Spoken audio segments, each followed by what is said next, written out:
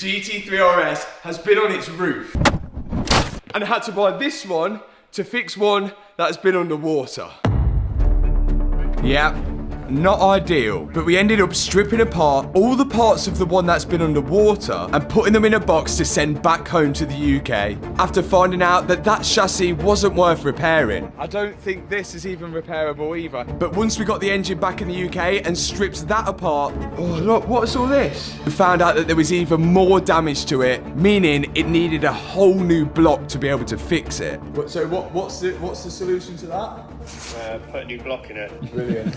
So now I've got to fix this tub and this engine, as the £145,000 that I've spent has gone to waste.